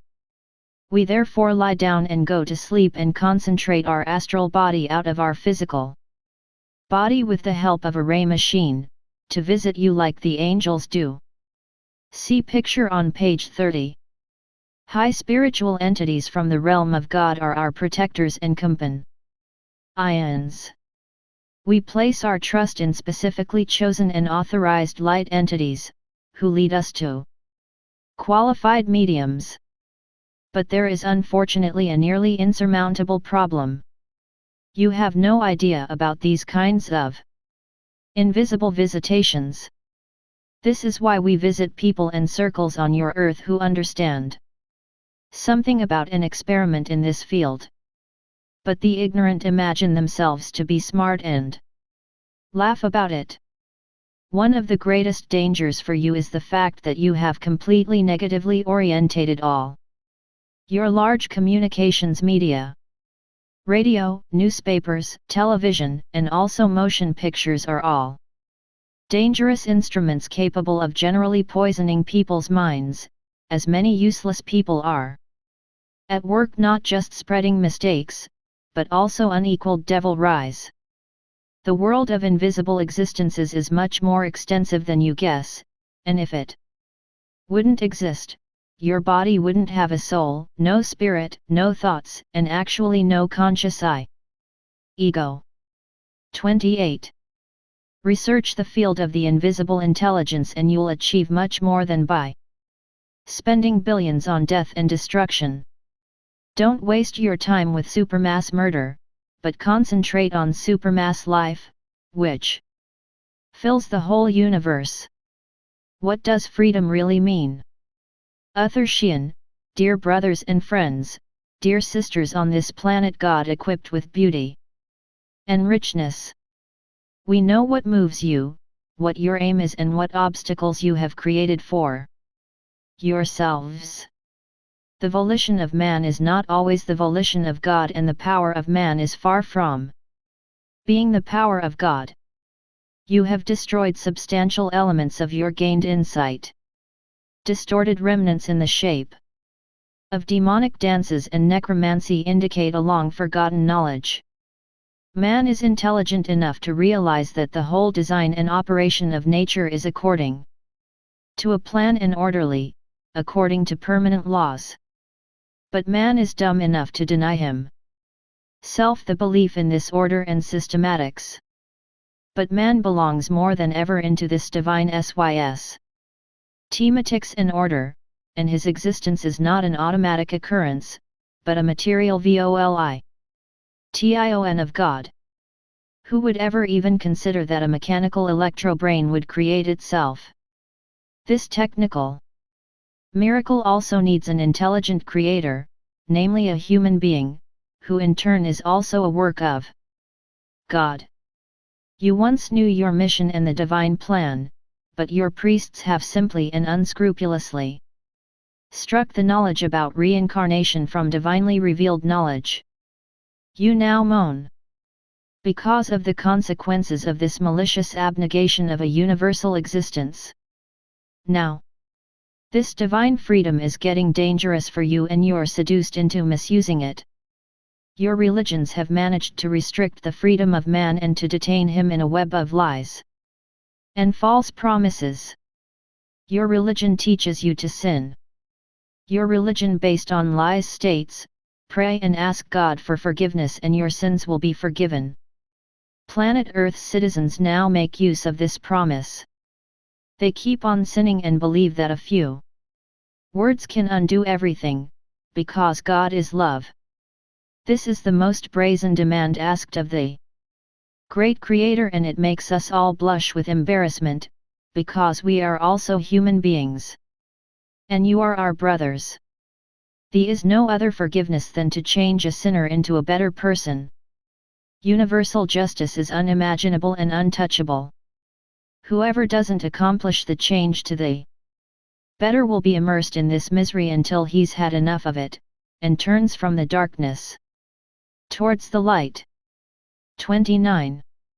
I warn you urgently, freedom is dangerous, because your false assessment encourages you to misuse this freedom. Do not regard your earthly existence as a terrestrial gamble. The endeavors to achieve communistic freedom are destined to fail, because there is no communism without accepting that there is also a spiritual man. There is no communism without God. Because communism really means a just existence for everybody. Have you ever come across justice without regards to the laws of God? So-called Eastern Bloc politics has distanced itself from church religion, and this with some justification in view of the false doctrines and the sanctimonious behavior within the church.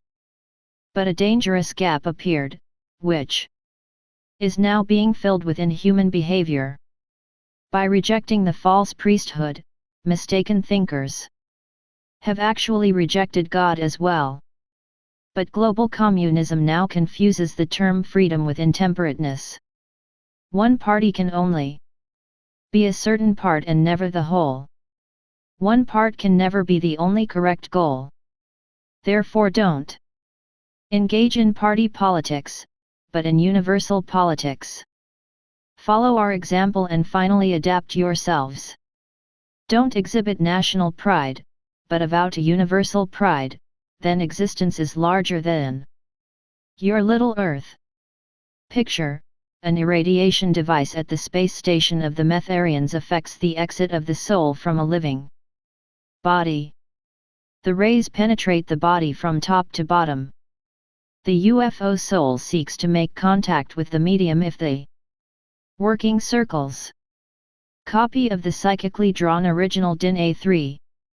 Medium, UV Spear. Drawn by the messenger of light John Sheridan. Due to multiple copying, the quality has unfortunately suffered. Light is original energy. Arados, salutations in the name of God. God is the great light. 30. I know that all people do not like to hear the word God. Somehow people are afraid that they could come under suspicion of believing in God. They know that God is not held in high esteem, and therefore don't want to be looked upon as outsiders. This is sadly the way of modern man. He participates in everything the masses consider to be all right. This is why atheism is fashion, and we, as teachers, find it difficult to remind you over again that there is really a creator. Believers in God are labeled fools. Well, it can't go on like that, otherwise it spells the end of progress on this world. Instead of God, I could use different terms, for example providence or nature. If you prefer the term nature, nothing really changes, because God is really the same as nature. But you are not too sure about the difference between natural and unnatural. Everything that is natural is also divine. But everything that is unnatural is not nonsense, but the opposite of divine. It is antagonistic towards God. This is why unnatural people are antagonistic towards God. Everything evil is unnatural, because it is also antagonistic towards God.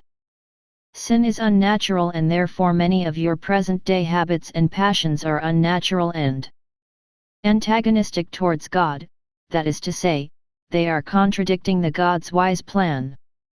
Abstract art is unnatural, therefore antagonistic towards God. Grueling and nerve-titillating dances are unnatural. But love, especially cooperativeness, is natural. The UFO occupants are not unnatural, on the contrary, they are very natural, because play a large part in God's plan. Their flying saucers are not unnatural, because they have been realized through inspiration from the divine realm. When a psychic person suddenly sees a deceased relative or even telepathically exchanges a few words, it couldn't be considered unnatural at all, as he is in the realm of God. But if someone, because of his negative attitude, blasphemes about it and twists the truth into a lie, because he wants to express his ungodly opinion by hook and by crook and force it onto other people, that is unnatural. The case of Lucifer's fall from grace is therefore unnatural and even for God unfathomable. But your nuclear tests and especially your wars are unnatural, because they offend God. They don't create anything but destroy the created and constructed reality. You don't know the enormous power sources, from whence one can draw glory. They are at the disposal of every creature. Such a power source is the sun. It is an unimaginable power source, as light is the greatest power in the whole magnificent universe. 31. There are two variations of light, namely physical light and spiritual light. Physical light is an original energy. Particles of light rush through the longest of distances and are extremely fast. Light has a high gravitation, similar to those of solid light bodies. It is a great force of attraction, pulling every plant and everything in existence upwards. If you fire a rocket, you know that it takes a lot of power to propel it forwards. But light is unbeatable in its power to move forwards. It is more powerful than any kind of magnetism or electricity. The UFO occupants have recognized this force and have thereby proceeded along the correct technical path, as gravity and levitation are closely related to physical light. The invisible light is even stronger, has the pure power of God and is the carrier of intelligence. Its range and speed towers above anything that exists in the universe. Please notice, physical light with its secondary rays, like magnetism and electricity, acts vegetatively and itively on all atoms and cells and controls and aligns them in groups. The physical light provides the power and substance for all spiritual existence and the power to all intelligent individualities. It is a great mistake to assume that the physical can bring forth some kind of intelligence. With its atoms and molecules it can't even surpass magnetism and the conductivity of electrical impulses. Organic life can never exist without spiritual light. Through these light oscillations, all intelligent orders and individual expressions of life vibrate. All light oscillations take place in lawful harmony. Where this harmony is disturbed, all vibrations become unnatural and direct themselves against the law. Your nuclear bomb explosions occur without lawful harmony and go against divine orders. You can work it out for yourselves what the consequences which follow little by little are going to be, if the most important laws of continuation are thrown into confusion, respectively, if they are ignored. God's laws are laws of nature, they are natural and have to be obeyed. Commandments are not laws, they should be obeyed. Poor Earth. Question: are we here on Earth, compared to other stars, really lagging behind by 1,000 years? Arados, the Metharians are not 1,000 years ahead of you. They have in fact taken a different direction, a direction more in tune with God, with the result that it brought them a higher and better technology in nearly the same time frame. 32. Question: can we also go along the same technical road? Arados: no, you have gone too far already in the wrong direction. You can't just throw every thing on a heap and start anew. One can't just start a new direction from somewhere in the middle. The only possibility is to eliminate the biggest worldly ideologies. Some of these are the aberrations within religions, dogmas, and the erroneous knowledge about the existence of the human soul. The doctrine of reincarnation has to be reinstated. Ultra-existence and Judgment Day have to be correctly interpreted. God has to be acknowledged as thinking intelligence with human-like, but enhanced sensory activity. Question: the political opposition to this is much too strong here on Earth. How can we accomplish these changes? Arados: the political leaders gain all their knowledge from academic circles and institutions. But as neither the circles nor the institutions are positively informed about cosmic truths, they are lacking transcendental knowledge. If these circles would finally take the trouble to investigate the spiritual realm of existence and include it amongst the empirical sciences and at the same time eliminate outdated philosophical errors of reasoning, the leaders of states would become more careful and wouldn't engage in negative patriotism. Question: are we, the people on Earth, virtually condemned to a particularly tough existence?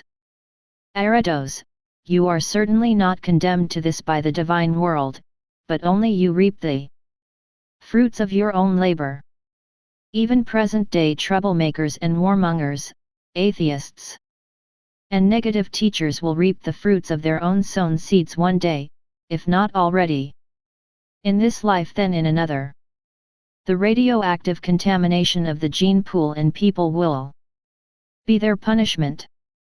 They have condemned themselves already, to vegetate as a wretched creature, when life on this planet will have fundamentally changed.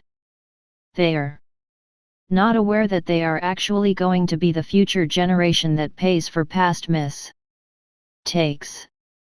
To curtail this terrible danger is the assignment of the Metharians.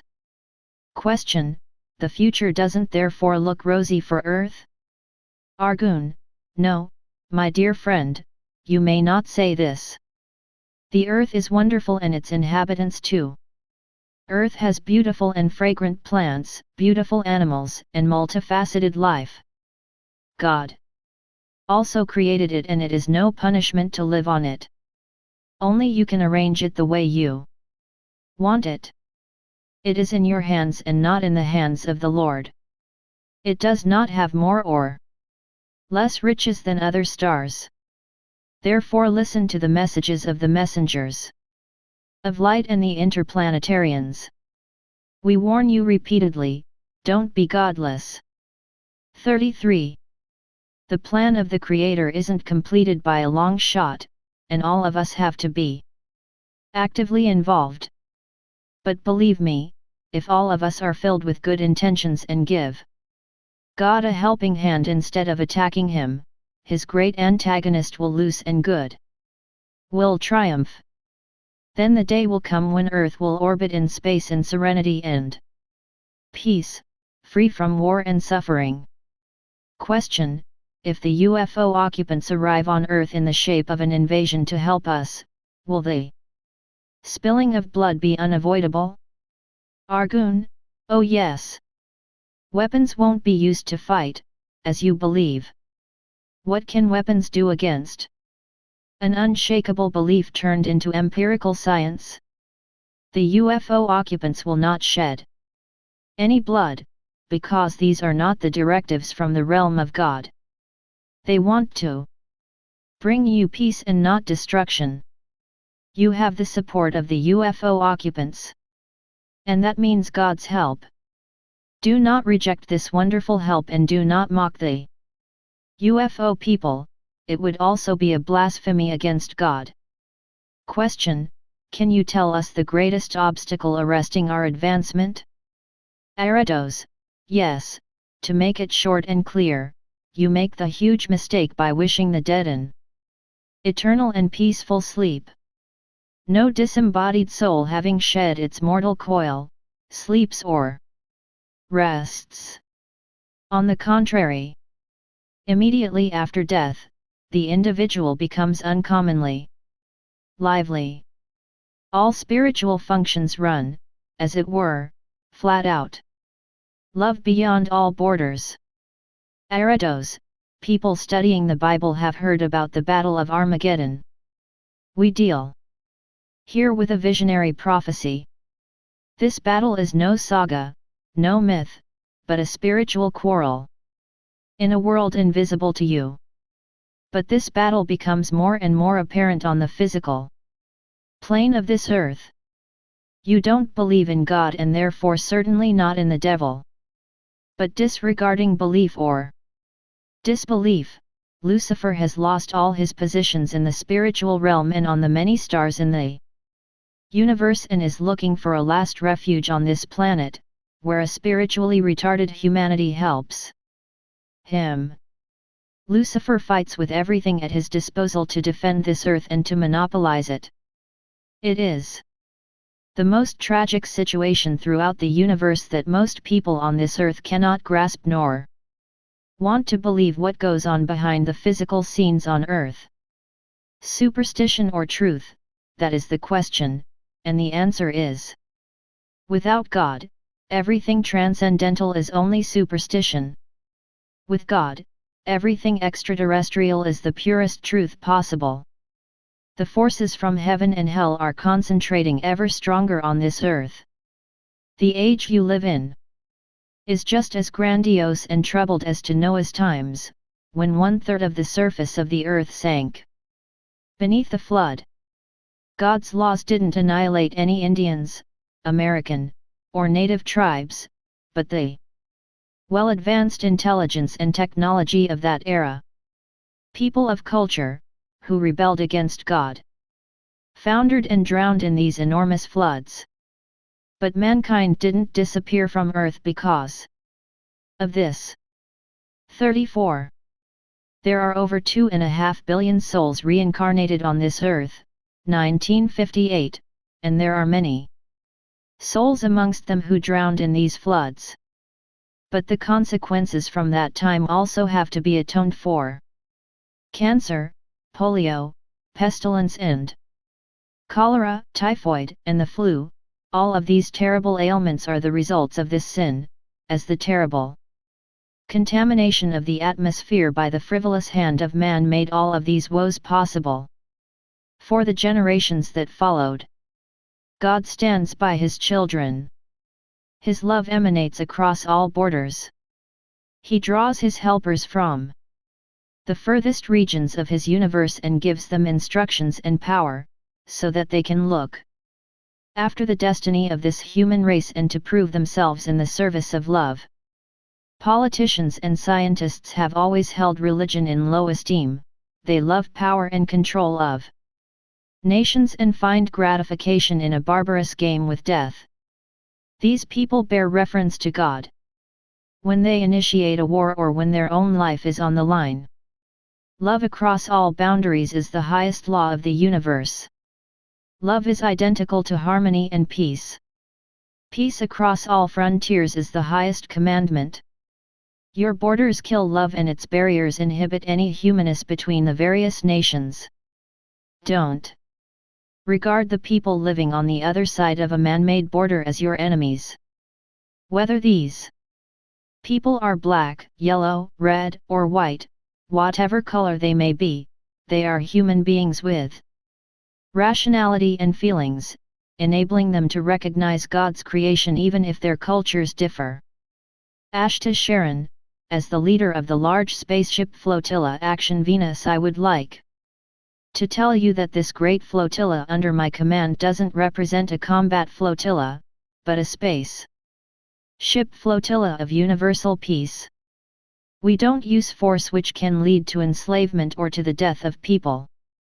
Before the landing of our spaceships, the population of planet Earth must be enlightened as much as possible so that they don't have to face this grandiose phenomenon with complete horror and ignorance. This is our most difficult task. We desire a well-balanced harmony and no disharmonious conflict.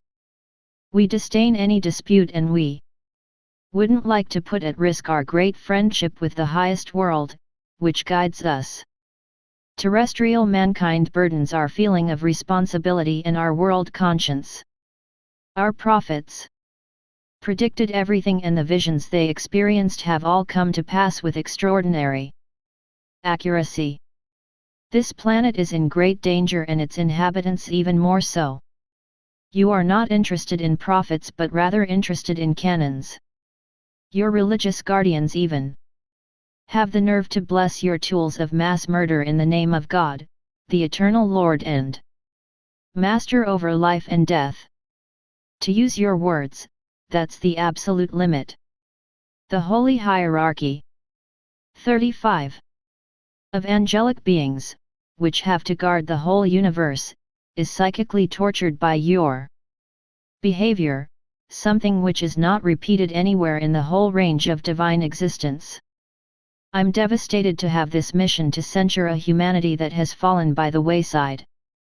We are all ashamed of the fact that we have brothers and sisters who share a common cause in the service of the Dark Angel with his army of murderers and cutthroats. They are now psychically and physically tormented to death. We are used to uttering loving words. But my tongue is dry and my eyes are red when I have to witness the conditions that dominate on this star. In the truest sense of the word, it stinks to high heaven. You had a divine envoy on earth and you have preserved his doctrines. But you mock these doctrines and ridicule God in the most unbelievable fashion, when you turn truth into lies. In the name of the Holy Christian Church, and consider a nuclear death as the only solution out of your self-inflicted misery. The Archangel Michael, who's responsible for the outcome of the devilish events played out on earth, is the general field marshal of this huge action supported by God, mobilizing all of us. We have preferred the German language, because it suits us better. The angel of darkness, the exiled bearer of light, God's egotistic antagonist, lives spiritually on this planet.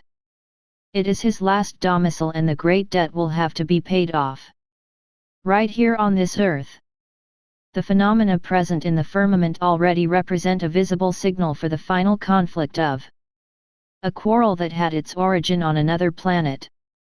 This earth is saturated with the blood of millions and millions of people. The maleficent instincts of Lucifer have rampaged here. Here he has made his threats come true. Pull yourselves free from the scoundrel and antagonist of God, who is clinging to you, and has brought his associates to this earth, to carry out his grand scheme of destruction. If you are still of sound mind, then don't make it too hard for us. We are ready to help you in any rational and possible way.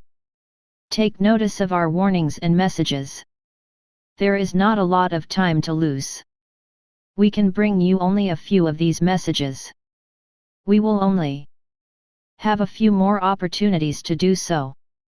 Look after your divine existence, it is of cosmic importance and eternity. Don't follow Lucifer into a darkness from which no Christ will be able to redeem you. Observe our spaceships and flying saucers, they prove to you that you haven't been abandoned. Pray that the difficult clash with the anti-spirit, with his unimaginable power and cunning, may succeed. Don't increase his powers through your frivolousness and by humiliating and killing your fellow man. Every drop of blood spilled on this earth is a victory for the ungodly. 36. If mankind makes one mistake, the anti-spirit with its unimaginable concentration will win the day on this planet. His victory would announce, "See God, I have done this to you." On this star, which was selected for the redemption of your children, only human monsters will live in future. I don't know what else I could say to you. It is all in your hands now. Sol in at nis Othan. Peace across all frontiers. Ashtar Sheran. Ashtar Sheran. Ashtar Sheran's handwritten signature reduced in size, showing the typical style through the fully automatic writ-ing medium. Comment, Munich Review, No 30 26th of July 1958 states, "These meetings are a solemn affair, the candles on the table shine their light on devout faces, but there is no hocus-pocus here, as is the case with many other spiritualist sessions." Epilogue. We asked our spirit guidance how these psychic messages from messengers of light and UFO occupants are generally received by the people on Earth. The bearer of light, Argun, said that many people take a very positive stance in regards to these messages and that they endeavor to seriously contemplate them. The sciences, politics, and the military are completely at odds in regards to the pertinence of these transmissions. A number of scientists and technicians, particularly the flying fraternity, openly accept this truth, even though they sometimes have to suffer the ridicule of their colleagues. Furthermore, there are a lot of deriders and ignorant people, particularly those that regard themselves absolutely enlightened and knowledgeable, who assert here that the whole subject is a pack of 37 excellently presented lies. A journalist once wrote that one could accuse the publisher of the brochures not from this earth of having an active fantasy. It has to be said that neither lie nor fantasy play the lightest part in these messages. They are altogether supernaturally genuine. The Psychic Peace Circle, Berlin provided those that are interested with the opportunity of convincing themselves of the factual genuineness of the supernatural transmission of these messages. We have certainly been successful in providing this evidence. If the human race is really more interested in genuine peace than the superlative destruction of the world, it is absolutely imperative to convince the despots on this earth of the reality of a supernatural world. Spiritual circles have good contact with the world of spirit and other worldly teachers. Messengers of light from the Christ sphere are allocated a circle, respectively circles, as a higher assignment. These events have no influence on the séances, the transmissions of the interplanetarians, UFO occupants. They happen quite involuntarily, occasionally. After long intervals. The public has been virtually swamped in recent times with these kinds of psychic proclamations. But questions put to our messengers of light or UFO occupants almost always establish that we are dealing with hoaxes or intentional misguidance. Just how closely tied ufology is with the so-called hereafter is very clearly recognizable by the powerful counteractions of demons. Various attempts have been made by others to get their hands on the mythical brochures we publish. We emphatically say that neither the UFO occupants nor the messengers of light wish to have this journal printed by others or published in any other form, as we are not interested in personally gaining from the work we do. These brochures are just an organ of the absolutely reliable truth. Those that have correctly recognized this truth ought to do their part by participating in its distribution. Billions are spent on armament. How much money is at our disposal to promote peace?